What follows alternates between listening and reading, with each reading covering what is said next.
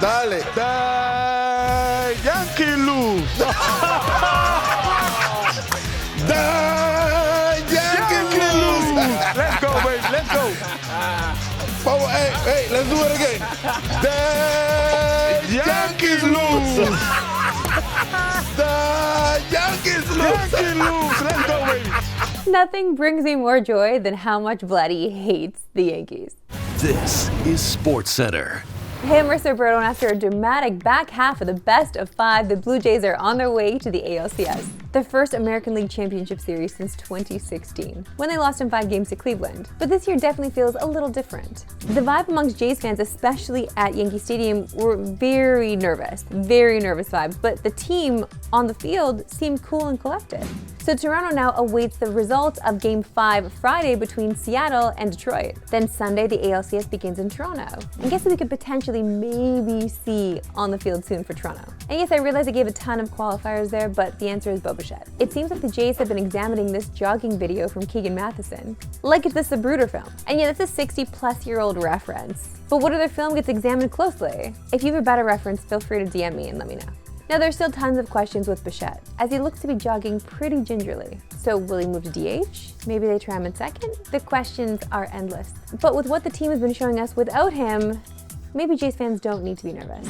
Now, even though the Jays are the only team to punch their ticket to the championship series so far, they still aren't the World Series favorite, as the Dodgers remain heavy favorites at 2-1, with Toronto having the second shortest odds at plus 310, followed by Milwaukee at 5-1. Now, one underrated part of the series win over the Yankees is former Red Sox players on the Fox panel absolutely roasting them. We saw it in the cold open with Vladdy and Big Papi, but this moment last night with Pedro was also iconic.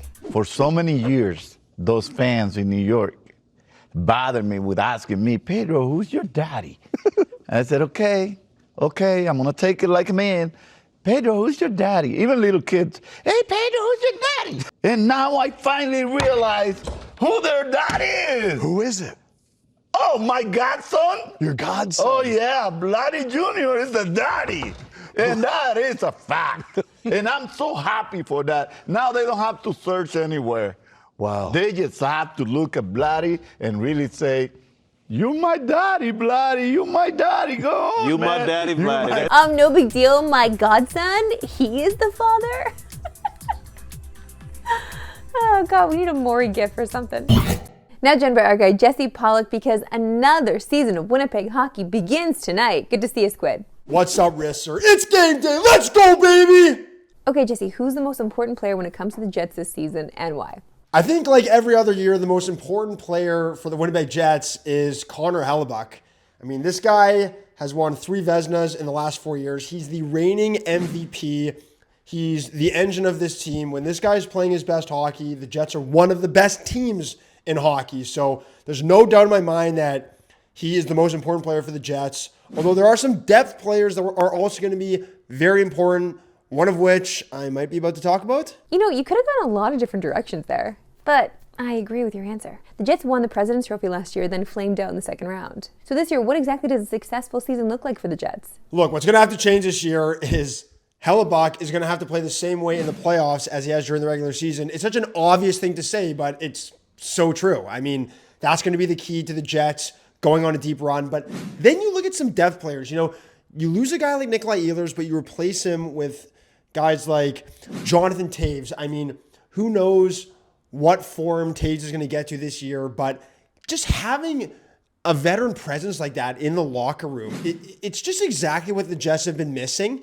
And, you know, we're talking about one of the best captains in the history of the league. So that is going to be so big and something that we haven't seen really for the Jets in recent years.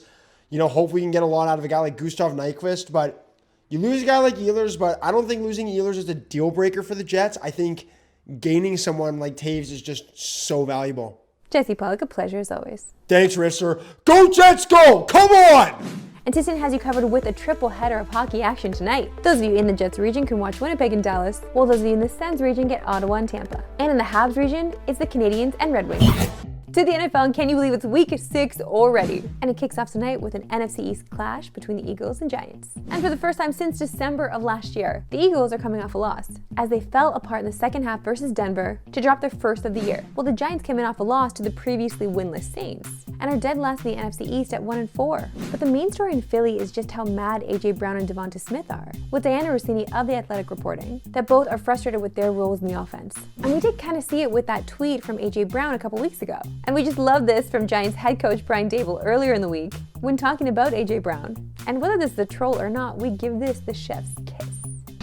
You have to watch the tape. AJ's open a lot.